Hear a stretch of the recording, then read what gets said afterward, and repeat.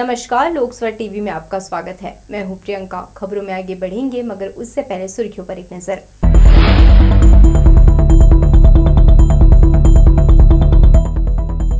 राज्यपाल के 10 सवालों का मुख्यमंत्री ने भेजा जवाब। इधर महामहिम ने कहा, पढ़ने के बाद होंगे अध्यादेश पर हस्ताक्षर।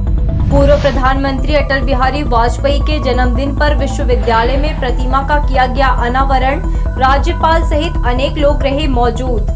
प्रभु यीशु के जन्म लेते ही देश दुनिया के मसीही जनों में खुशी की लहर। विभिन्न आयोजनों के जरिए मनाया गया क्रिसमस का उत्साह। और बिल्हा रेलवे स्टेशन में रोकी जाए ट्रेन, आंदोलनकारियों ने की सांसद से मांग। तो ये थी सुर्खियां और अब खबरें विस्तार से। छत्तीसगढ़ में आरक्षण की सीमा बढ़ाकर 76% किए जाने पर राजभवन और सरकार में ठनी हुई है। दरअसल सरकार के विधेयक पर राज्यपाल ने अभी तक हस्ताक्षर नहीं किए हैं, जिससे विधेयक को संवैधानिक मान्यता नहीं मिली है। इधर राज्यपाल अनुसुईया उइके ने सरकार से 10 बिंदुओं पर जवाब मांगा है। आरक्षण मुद्दे पर राज्यपाल अनुसुईया उइके ने कहा कि उन्होंने शासन को 10 बिंदुओं में जवाब देने के लिए कहा है। उन्होंने कहा कि वे आरक्षण के खिलाफ नहीं हैं। संविधान के मुताबिक वे आरक्षण बिल पर हस्ताक्षर करेंगी। इससे पहले उनके द्वारा मांगे गए 10 बिंदुओं के जवाब का इंतजार कर रही हैं। सबसे बड़ी चीज है, मैं ये 10 क्वेश्चन के बारे में बार बार मैं मीडिया में कह रही कि जो मैंने 10 प्रश्न पूछा है, सरकार उसका जवाब दे दे तो मैं इस पर विचार करूंगी, है ना। अब मेरे 10 क्वेश्चन क्या है, आप सुन लीजिए। 10 क्वेश्चन में मैंने ये कहा कि सुप्रीम कोर्ट का जो जजमेंट है, नो जस्टिस, जो संवैधानिक बेंच कहलाता है, ये कॉन्स्टिट्यूशनल है। उनने एक जजमेंट दिया था कि डॉक्टर इंदिरा साहनी का जो जजमेंट के आधार पर कहा कि 50% से ऊपर नहीं होना चाहिए आरक्षण, और यदि करना है तो ऐसी असाधारण परिस्थिति क्या है। राज्यपाल अनुसुईया उइके ने कहा कि वे कुछ भी ऐसा नहीं चाहती हैं कि आरक्षण को लेकर आगे किसी भी प्रकार का पेच फंस जाए। उन्होंने सुप्रीम कोर्ट के एक हलफनामे का हवाला देते हुए कहा कि 50% से अधिक आरक्षण नहीं होना चाहिए। उसके बावजूद आरक्षण का प्रतिशत बढ़ाया जा रहा है, तो उन परिस्थितियों को भी स्पष्ट करना जरूरी है। मेरा क्वेश्चन यही था कि जब 58 का जब अवैधानिक घोषित हो गया है, तो मैंने सरकार से जानना चाहा कि आपने 58 से 76 जो अभी अवैधानिक है, तो ऐसी परिस्थिति कौन सी आ गई है कि जो आपने 76 कर दिया, जबकि सुप्रीम कोर्ट का ये जजमेंट है कि 50 से ऊपर नहीं। तो क्या मेरे लिए ये जानना जरूरी नहीं है, जिस तरह से अवैधानिक 58 हो गया है, तो कल को ये मामला निश्चित रूप से कोर्ट में जाएगा और फिर वैसी स्थिति हो जाएगी। एक संवैधानिक प्रमुख होने के नाते मेरी जिम्मेदारी है कि जब तक मैं किसी भी चीज का समाधान नहीं कर लूं। आरक्षण बिल पर उन्होंने स्पष्ट रूप से कहा कि वह किसी भी प्रकार के दबाव में नहीं है। राज्य शासन से 10 बिंदुओं का जवाब मिलने के बाद ही वे आगे आरक्षण बिल में हस्ताक्षर करेंगी।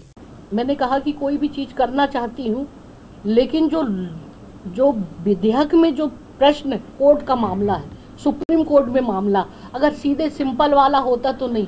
अब बताइए कि जो सुप्रीम कोर्ट 50 से ऊपर नहीं बोल रहा है, जो 58 भी अवैधानिक कर दिया, तो 76 को कैसे सरकार वहां पर फेस करेगी। आप खुद सोचिए ना। तो मेरे लिए जानना जरूरी है। आप खुद भी जान रही कि जो 58 अवैधानिक हो गए, तो 76 के लिए आपके पास क्या डाटा है। तो ये मेरा जानना लिए है। प्रदेश में आरक्षण मुद्दे को लेकर शासन और राजभवन में ठनी हुई है। इधर जानकारी मिल रही है कि राज्य शासन ने अनुसुईया उइके द्वारा मांगे गए 10 बिंदुओं का जवाब भेज दिया है। अब देखना होगा कि आरक्षण विधेयक को संवैधानिक मान्यता मिलती है कि नहीं। लोकसभा टीवी के लिए कैमरामैन सुशांत सिंह के साथ नीरज शर्मा, बिलासपुर। अटल बिहारी वाजपेयी यूनिवर्सिटी में आयोजित 3 दिवसीय कुल उत्सव का रविवार को समापन हो गया। कार्यक्रम में बतौर मुख्य अतिथि राज्यपाल अनुसुईया उइके शामिल हुई। इस दौरान कांग्रेस और भाजपा से जुड़े तमाम जनप्रतिनिधि, यूनिवर्सिटी प्रबंधन शामिल रहा। अटल बिहारी वाजपेयी विश्वविद्यालय में आयोजित कुल उत्सव कार्यक्रम में बतौर मुख्य अतिथि राज्यपाल अनुसुईया उइके शामिल हुई। कार्यक्रम में पूर्व न्यायाधीश सतीश अग्निहोत्री, सांसद अरुण साव, बिलासपुर विधायक शैलेश पांडे, संसदीय सचिव रश्मि आशीष सिंह, बेलतरा विधायक रजनीश सिंह सहित अन्य विश्वविद्यालय के कुलपति कार्यक्रम में शामिल हुए। कार्यक्रम से पहले राज्यपाल को गार्ड ऑफ ऑनर दिया गया। मां सरस्वती की प्रतिमा और अटल बिहारी वाजपेयी के चित्र पर पुष्प अर्पित और दीप प्रज्वलन कर कार्यक्रम की शुरुआत की गई। अतिथियों का विश्वविद्यालय प्रबंधन ने शॉल श्रीफल भेंट कर स्वागत सम्मान किया। इस अवसर पर राज्यपाल अनुसुईया उइके ने पूर्व प्रधानमंत्री अटल बिहारी वाजपेयी को नमन करते हुए उनकी जीवनी पर प्रकाश डाला। अटल जी का जो व्यक्तित्व और जिस तरीके से उनका देश के प्रधानमंत्री के रूप में जो कार्य किया उन्होंने, विशेष तौर पर जनजाति और हमारे दलित वर्ग समाज के दृष्टि को रखते हुए आज़ादी के बाद आपने देखा होगा कि जो मंत्रालय हुआ करते थे वो एक ही मंत्रालय होता था SC ST का जो है, और उनके नेतृत्व में उनके प्रधानमंत्री काल में अनुसूचित जाति और जनजाति का एक मंत्रालय अलग किया गया और सोशल जस्टिस का डिपार्टमेंट अलग बनाया गया। इसी तरह से राष्ट्रीय जनजाति आयोग और SC कमीशन, ये दोनों भी अलग उनके कार्यकाल में हुए। और सबसे बड़ी उपलब्धि तो छत्तीसगढ़ वासियों के लिए रही कि आज उन्हें तो सबको नमन करना चाहिए कि छत्तीसगढ़ और जो मध्य प्रदेश एक प्रदेश हुआ करते थे और जिससे भौगोलिक दृष्टि से इतना बड़ा क्षेत्र था, और उनका ये जो सोच और कल्पना थी, तो छत्तीसगढ़ के प्रदेश वासियों के लिए एक बहुत बड़ा उन्होंने उपहार जो दिया है कि छत्तीसगढ़ प्रदेश को जो है मध्य प्रदेश से एक अलग राज्य बनाने का दर्जा दिया। 3 दिवसीय कुल उत्सव के दौरान विश्वविद्यालय स्तर पर विभिन्न सांस्कृतिक व खेलकूद का आयोजन किया गया, जिसमें भाग लेने वाले प्रतिभागियों को अतिथियों के हाथों प्रशस्ति पत्र देकर सम्मानित किया गया। कार्यक्रम के दौरान विभिन्न पत्रिकाओं का भी अतिथियों ने विमोचन किया। लोकसो टीवी के लिए कैमरामैन सुशांत सिंह के साथ आशीष मौर्य की रिपोर्ट। भारत में कोरोना के नए वेरिएंट BF.7 के मरीजों के मिलने की पुष्टि के बाद केंद्र और राज्य सरकार कोरोना से निपटने तैयारी तेज कर दी है।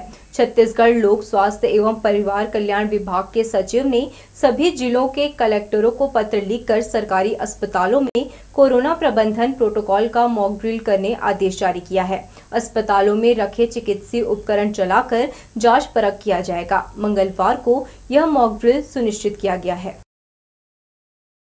भारत रत्न पूर्व प्रधानमंत्री अटल बिहारी वाजपेयी की 99वीं जयंती के अवसर पर राज्यपाल अनुसुईया उइके ने उनकी आदमकद प्रतिमा और 75 स्वतंत्रता सेनानियों के नाम के शिलालेख का अनावरण किया। अटल बिहारी वाजपेयी विश्वविद्यालय के कुल उत्सव में भी वे शामिल हुए। अटल बिहारी वाजपेयी विश्वविद्यालय के कुल उत्सव में मुख्य अतिथि के रूप में यूनिवर्सिटी की कुलाधिपति और राज्यपाल अनुसुईया उइके शामिल हुई। पूर्व प्रधानमंत्री अटल बिहारी वाजपेयी की 99वीं जयंती के अवसर पर राज्यपाल ने उनके आदमकद प्रतिमा का अनावरण किया। वहीं आजादी के 75वें अमृत उत्सव पर 75 स्वतंत्रता संग्राम सेनानियों के नाम लिखे शिलालेख का भी उन्होंने अनावरण किया। इस दौरान छत्तीसगढ़ उच्च न्यायालय के पूर्व न्यायाधीश सतीश अग्निहोत्री, सांसद अरुण साव, संसदीय सचिव रश्मि आशीष सिंह, बेलतरा विधायक रजनीश सिंह, बिलासपुर विधायक शैलेश पांडे, जनप्रतिनिधि व गणमान्य नागरिक कार्यक्रम में शामिल हुए। अटल बिहारी वाजपेयी विश्वविद्यालय के कुलपति प्रोफेसर अरुण दिवाकर नाथ वाजपेयी सहित विश्वविद्यालय प्रबंधन ने आए हुए अतिथियों का स्वागत सम्मान किया। लोकसो टीवी के लिए कैमरामैन सुशांत सिंह के साथ आशीष मौर्य की रिपोर्ट। शहर की होनहार 17 वर्षीय बालिका मानसी खांडेकर ने शुड हैव नेवर नाम से एक इंग्लिश की बुक लिखी है, जिसे अमेरिका की Newman Springs Publishing New Jersey USA ने प्रकाशित किया है। शनिवार की शाम को एक निजी होटल में पूर्व राजभाषा आयोग के अध्यक्ष डॉक्टर विनय कुमार पाठक ने बुक का विमोचन किया। मानसी ने बताया कि 11 साल की उम्र से ही उसे कविता लिखने का शौक था। यही कारण है कि 2 साल कोरोना के चलते उन्होंने अपनी पूरी बुक लिख डाली। हट के अलग पोएम लिखी जो काफ़ी मिस्टीरियस सी थी, रहस्यमय जी। तो उसके बाद वो पोएम मुझे इतना फैसिनेट की, मुझे वो इतनी अच्छी लगी वो पोएम कि फिर मैंने उसके ऊपर एक रफ प्लॉट बनाया कि बुक शायद कभी मैं बुक लिखूँ आगे जाके। लॉकडाउन में 2020 में लॉकडाउन हुआ, पेंडेमिक के कारण सब चीज़ें बंद हो गई, काफ़ी टाइम मिला और बहुत फ्रीडम मिली काम करने की। मैं चाहती थी कोई ऐसी बुक, वो एक कोट है, right that book that you want to see on the book shelf. तो मैंने वही काम किया है। मैं चाहती थी कि ऐसी कोई बुक लिखूँ मैं जिससे जो पढ़े उसको वो फर्स्ट पेज से लेकर लास्ट पेज तक रुक ही नहीं पाए। बुक का नाम शुड हैव नेवर है और ये एक मिस्ट्री रोमांस नॉवल है, यंग एडल्ट रीड है, 13 वर्ष के ऊपर सब लोग पढ़ सकते हैं। मानसी खांडेकर ने सचमुच एक कीर्तिमान स्थापित किया है। ऐसे लोग बहुत कम होते हैं जिनमें सरस्वती का वास होता है, सरस्वती की कृपा होती है। ऐसी बिरले उदाहरण के रूप में हमारे बिलासपुर में ये साहित्य में उदित हो रही हैं। मैं यहाँ के साहित्यकार, बुद्धिजीवी, पत्रकारों की ओर से उनके प्रति एक शुभकामना प्रकट करता हूँ। इन्होंने जो उपन्यास अंग्रेजी में लिखा है, तो आप देखें कि हिंदी में भी रहस्य, रोमांच, तिलस्म, अय्यारी, इसको लेकर चंद्रकांता संतति से लेके बहुत सारे उपन्यास और कहानियाँ लिखी गई और आज से 100 साल पहले लोग इसको चटकारा लेके पढ़ते थे। पुणे से आए स्वामी गोपाल भारती ने बिलासपुर प्रेस क्लब में पत्रकारों से चर्चा करते हुए बताया कि ओशो का संबोधि दिवस पुणे स्थित आश्रम में पूरी ऊर्जा के साथ मनाया जाएगा। 21 मार्च को देश विदेश से हजारों ओशो प्रेमी इसमें भाग लेने के लिए पुणे पहुंच रहे हैं। छत्तीसगढ़ से भी सैकड़ों अनुयायी 19, 20 और 21 मार्च को पुणे ओशो आश्रम में पहुंचकर ध्यान करेंगे। रोब और माला पहन सभी कीर्तन कर संबोधि दिवस मनाएंगे। उन्होंने बताया कि 30 साल से ज्यादा समय से पुराने ट्रस्टी मनमानी कर रहे हैं। समाधि का स्वरूप बिगाड़ दिया गया है, वहां से ओशो का चित्र हटा दिया गया। ओशो की समाधि नहीं है, ऐसा भ्रामक प्रचार किया जा रहा है। ध्यान विधियों से करोड़ों लोगों के जीवन परिवर्तित हो रहे हैं, इसलिए उनके आश्रम को सुरक्षित रखना जरूरी हो गया है। में हमारा ओशो का आश्रम है, उसको कुछ चंद विदेशियों ने और कुछ भ्रष्ट ट्रस्टियों ने बेचने का षड्यंत्र किया है। 107 करोड़ रुपए में पड़ोसी बजाज को वो जगह समाधि की है, उसको बेच दिया। 50 करोड़ रुपए एडवांस ले लिए, जो कि एकदम गलत किया गया। तो हम उसके विरोध में कि ये हमारा आश्रम है सदगुरु का, वो समाधि की जगह है, उसको और ट्रस्ट की जगह किसी भी रूप में बेची नहीं जानी चाहिए। रात ठीक 12 बजे प्रभु यीशु मसीह ने जन्म लिया। भारत माता स्कूल स्थित सेक्रेड हार्ट चर्च में जैसे ही फादर ने प्रभु यीशु के प्रतिरूप को हाथों में उठाकर दर्शन कराया, यहाँ मौजूद मसीही जन खुशी से झूम उठे। शनिवार की रात 8 बजे से शहर के विभिन्न जगहों पर क्रिसमस के धार्मिक अनुष्ठान शुरू हुए। मसीही समाज ने पूरे श्रद्धाभाव के साथ कार्यक्रम में सहभागिता दर्ज की। आधी रात को जैसे ही प्रभु यीशु का जन्म का ऐलान हुआ, चर्च सहित मसीही समाज में खुशी से लोग झूम उठे। इसके साथ ही जश्न का दौर भी शुरू हो गया। मसीही जनों ने केक काटकर और एक दूसरे से भेंट कर खुशियां साझा की। रेलवे क्षेत्र के भारत माता चर्च, सेक्रेड हार्ट चर्च सहित अन्य गिरजाघरों में परंपरा अनुसार पर्व मनाया गया। पिछले 2 वर्षों से कोरोना संक्रमण के कारण क्रिसमस के अवसर पर वृहद कार्यक्रम नहीं हो पाया था, लेकिन इस बार 15 दिन पहले से ही मसीही तैयारी में जुट गए थे। इस दौरान चर्च में प्रभु यीशु मसीह के जन्म के प्रतीक आकर्षक चरनी सजाई गई थी। घरों को मसीही समाज के लोगों ने आकर्षक लाइटिंग के साथ स्टार से सजाया। बाजार में भी इस साल क्रिसमस पर जबरदस्त रौनक रही। प्रभु यीशु के आगमन का संदेश मसीहियों ने विभिन्न गीतों से दिया। मैरी क्रिसमस, विश यू जैसे गीतों के साथ प्रभु यीशु के जन्म की खुशी मनाई गई।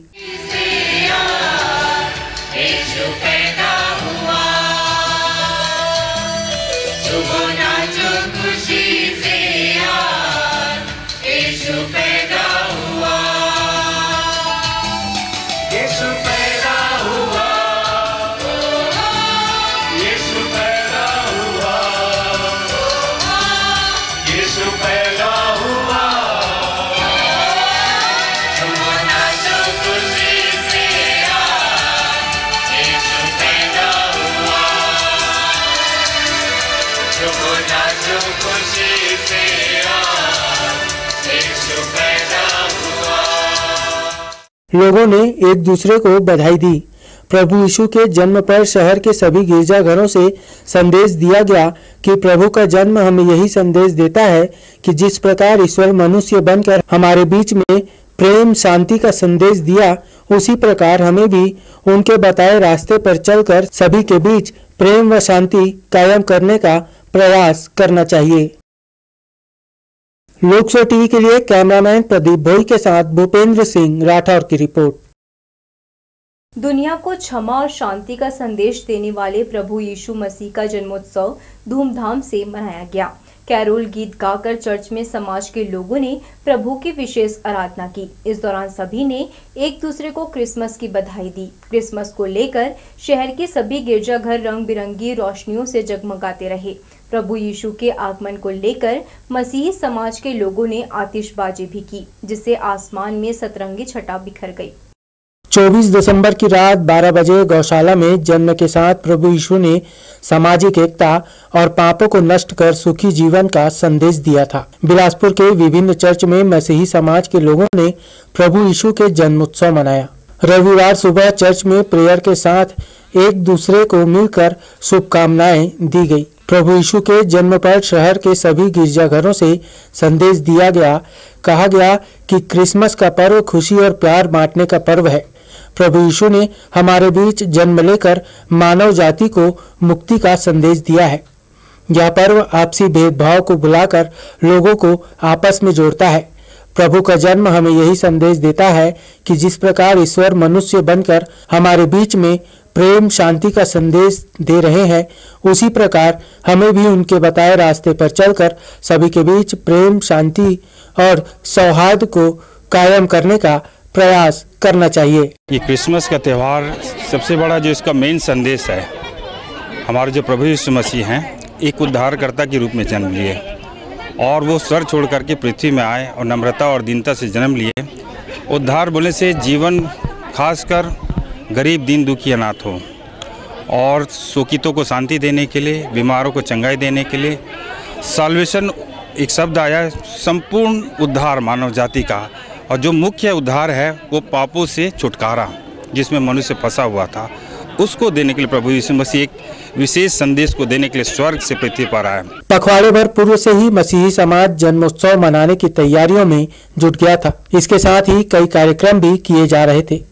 कोरोना संक्रमण के दौरान 2 साल बाद यह पहला अवसर था, लिहाजा बड़ी संख्या में लोगों ने हर्षोल्लास के साथ क्रिसमस पर्व मनाया। लोकसभा टीवी के लिए कैमरामैन राजा खान के साथ नीरज शर्मा, बिलासपुर। मुंगेली के एकमात्र 100 साल पुराने अंग्रेज शासन काल में निर्मित गिरजाघर में क्रिसमस की विशेष आराधना हुई। यहां बड़ी संख्या में जिले और आसपास के मसीही समाज के लोगों ने प्रार्थना आराधना की। मध्य रात्रि को प्रभु यीशु के जन्म का समाचार सुनाया गया। साथ ही देश व विश्व में शांति के लिए विशेष प्रार्थना की गई। आराधना के बाद सभी ने एक दूसरे को बधाई दी। मुंगेली में मसीही समाज द्वारा क्रिसमस त्योहार को लेकर पूरे दिसंबर माह भर प्रतिदिन अलग अलग कार्यक्रम आयोजित किए जाएंगे। इस अवसर पर विभिन्न चर्चों में आकर्षक सजावट देखने को मिली। सभी को मैरी क्रिसमस। आज के दिन हम लोगों ने बहुत मस्ती की है और हम कर भी रहे हैं। बहुत ही धूमधाम से हम बना रहे हैं हमारे क्रिसमस को। हम चर्च गए, वहाँ पे प्रेयर हुआ, सॉन्ग्स हुआ और यहाँ पे विशेष करके प्रार्थना की गई। जो लोग अनाथ हैं, जो गरीब हैं और हमारे देश की तरक्की के लिए भी हम लोग धूमधाम से बना रहे हैं इसको। सारे पकवान बने हैं, अच्छे अच्छे केक काटा गया है। क्रिसमस हमें हर वर्ष परमेश्वर के उस प्रेम को स्मरण कराता है जो स्वयं सृष्टिकर्ता प्रभु जो है अपने पुत्र के रूप में, यीशु मसीह के रूप में इस संसार में देहधारी हुए और अपने प्रेम का परिचय दिया, अपने सत्यता का परिचय दिया, अपने हमारे साथ होने का परिचय दिया, हमारे जीवन के अंधकार को दूर करने का हमें भरोसा दिया, हमारे जीवन के उस ज्योति को प्रज्वलित किया जो हमारे जीवन के लिए हमें आवश्यक जान पड़ा। बढ़ेंगे अहम खबरों की ओर, मगर उससे पहले सुर्खियों पर एक नजर।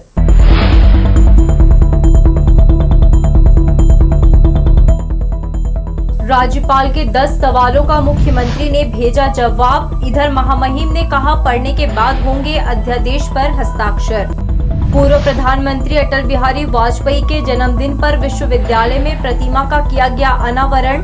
राज्यपाल सहित अनेक लोग रहे मौजूद। प्रभु यीशु के जन्म लेते ही देश दुनिया के मसीही जनों में खुशी की लहर। विभिन्न आयोजनों के जरिए मनाया गया क्रिसमस का उत्साह। और बिल्हा रेलवे स्टेशन में रोकी जाए ट्रेन, आंदोलनकारियों ने की सांसद से मांग। यात्री ट्रेनों का ठहराव फिर से देने की मांग वाला बिल्हा में चल रहा सत्याग्रह को 1 माह हुआ। सदस्यों ने बिलासपुर सांसद अरुण साव को एक मांग पत्र सौंपा, जिसमें कहा गया है कि बिल्हा से माल लदान और टिकट बिक्री से रोजाना लाखों रुपए की आमदनी रेलवे को होती है। बिना वजह एक्सप्रेस ट्रेनों का यहां स्टॉपेज बंद करना सरासर गलत है। सांसद ने रेल मंत्री से इस मामले में चर्चा करने और स्टॉपेज बहाल करने का भरोसा दिलाया है। लॉकडाउन हटने के बाद से बिल्हा स्टेशन पर सारनाथ, कुर्ला, लिंक, इंटरसिटी, शिवनाथ समेत 8 एक्सप्रेस ट्रेनों का ठहराव बंद कर दिया गया है। क्षेत्रवासियों द्वारा इसे लेकर की गई मांग का SECR पर जब असर नहीं हुआ तो अनिश्चितकालीन आंदोलन शुरू किया, जो कि 25 नवंबर से लगातार चल रहा है। देखिए, ट्रेनों के स्टॉपेज को लेकर मैं लगातार प्रयास कर रहा हूं और बिल्हा क्षेत्र के लोगों का प्रतिनिधिमंडल ट्रेनों के ठहराव को लेकर ज्ञापन दिए हैं। निश्चित रूप से रेल मंत्री जी से बातचीत करके उनकी समस्याओं के निराकरण के लिए हर संभव प्रयास, हर संभव कोशिश मेरी ओर से होगा। 25 नवंबर से लगातार बिल्हा में सत्याग्रह नाम से हम आंदोलन कर रहे हैं। अपार जन समर्थन हमारे साथ हैं, सभी वर्गों का, सभी राजनीतिक दलों का, सभी सामाजिक संगठनों का, सभी व्यापारिक संगठनों का। बिल्हा में महाविद्यालय है, बिल्हा में ITI है और लगभग जो मुझे जानकारी मिली है कोरोना के बाद से और ट्रेनों के स्टॉपेज के बाद से 1000 छात्रों ने, जो टिल्डा, भाटापारा, हथबंद, अकलतरा, जांजगीर चांपा से आते थे, ऐसे बच्चे, उनकी पढ़ाई छूट चुकी है। तो ये बहुत गंभीर और चिंतनीय विषय है। मुस्लिम समाज के 70 से ज्यादा बच्चों का धार्मिक संस्कार सुन्नत कराया गया। बिलासपुर मुस्लिम जमात ने तालापारा के रमजानी हॉल में डॉक्टरों के मार्गदर्शन में प्रक्रिया पूरी कराई। यहां निःशुल्क स्वास्थ्य शिविर में पहुंचकर समाज के लोगों ने इसका भी लाभ लिया। बिलासपुर मुस्लिम जमात 3 दशक से समाज सेवा के कार्यों को तरजीह दे रहा है। सामूहिक विवाह, सुन्नत, स्वास्थ्य शिविर और शिक्षा के कार्यक्रम लगातार किए जा रहे हैं। रविवार को मगरपारा के रमजानी हॉल में 70 बालकों का मुस्लिम धार्मिक संस्कार सुन्नत कराया गया। परिजनों की उपस्थिति में डॉक्टरों ने सर्जरी कर इन्फेक्शन से बचाव उपाय बताया। इसमें इन्फेक्शन बच्चों का सरगम सीजर है, जिसको खतना बोलते हैं। उसको कई सालों से ये मुस्लिम जमात के तौर से चल रहा है। तो इन्फेक्शन ज़्यादा ना फैले, प्रिकॉशन रखने के लिए ड्रेसिंग प्रॉपर हो रहा है। TT जिस बच्चे को नहीं लगा उस बच्चे को लग रहा है और बाकी ड्रेसिंग के लिए नेक्स्ट डे के लिए एडवाइस दिया जा रहा है। बिलासपुर मुस्लिम जमात के अध्यक्ष ने अपने सहयोगियों और चिकित्सकों की मदद से समाज को इस सामूहिक कार्यक्रम में शरीक कर उसका लाभ दिलाया। महिला पुरुष के लिए अलग अलग शिविर लगाया, जहां मौजूद डॉक्टरों ने जांच कर उचित परामर्श दिया।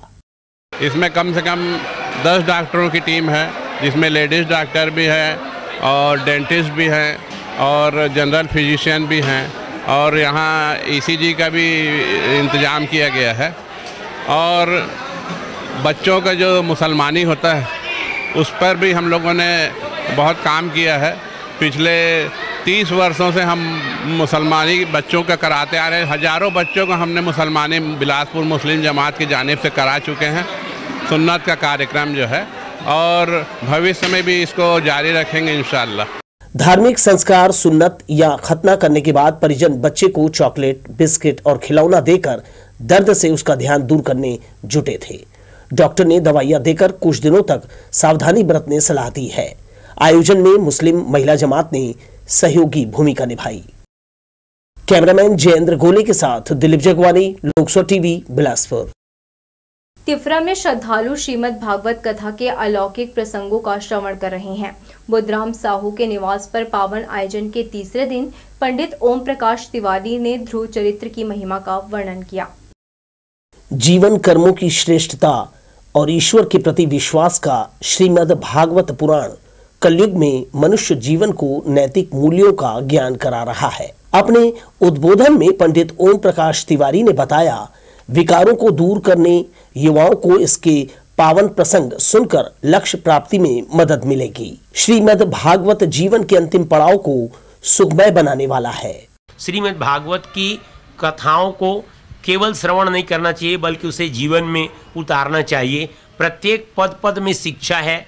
श्रीमद् भागवत के द्वारा हम जीवन कैसे गुजारें, माता पिता के साथ कैसे व्यवहार करें, हम अपने सामान्य जीवन को भी श्रीमद् भागवत से किस तरह सुधार सकते हैं, ये पूरी शिक्षा इसमें दी गई है। वर्तमान समय में वृद्धों को तो सीखना ही चाहिए, सुनना ही चाहिए। जो हमारी युवा पीढ़ी है उसको ज़रूर सीखना चाहिए, सुनना चाहिए। असंतोष या अंग्रेजी में जो डिप्रेशन है वो भी इसे सुनने से दूर होता है। यदि एक रास्ता बंद हो गया तो इसका ये अर्थ नहीं है कि हम उस रास्ते को ही सब कुछ मान के अपने जीवन को समाप्त कर लें। बुधराम साहू ने अपने तिफरा निवास में श्रीमद् भागवत का आयोजन किया है। परिवार के अलावा आसपास के लोग कथा का पुण्य श्रवण लाभ लेने पहुंच रहे हैं। तीसरे दिन ध्रुव चरित्र का वर्णन करते हुए पंडित ओम प्रकाश ने संयमित और संक्षिप्त वाक शैली का महत्व बताया और इसके विपरीत परिणाम का ज्ञान दिया। क्रिया दक्षो दक्ष क्रतुपतिरधीस्तनुभिता ऋषीणामात्विज्यं शरणदशदस्यासुरगणा क्रतुभ्रयसस्तत्रं क्रतुफलविधानं व्यसनिनो ध्रुवं कर्तुः श्रद्धा विधुरमभिचाराय हि मखा। कैमरामैन जयेंद्र गोले के साथ दिलीप जगवानी, लोकसभा टीवी, बिलासपुर। तुम मुझे यूं भुला ना पाओगे, यह गीत सच में महान गायक मोहम्मद रफ़ी के लिए सटीक बैठता है। उनके जाने के बाद भी जमाना उन्हें याद कर रहा है। न्यायधानी भी उनकी गायकी की दीवानी है। शनिवार की रात हेमूनगर मुर्रा भट्टा के पास सांस्कृतिक मंच में 7 स्टार म्यूजिकल ग्रुप के द्वारा रफ़ी की यादें का आयोजन किया गया। कार्यक्रम में कलाकारों ने मोहम्मद रफ़ी द्वारा गाए गीतों को अपनी आवाज़ और अंदाज में प्रस्तुति दी। गायकों ने लोकप्रिय गीतों को प्रस्तुत कर श्रोताओं का दिल जीत लिया। इस दौरान बड़ी संख्या में संगीत प्रेमी मौजूद थे।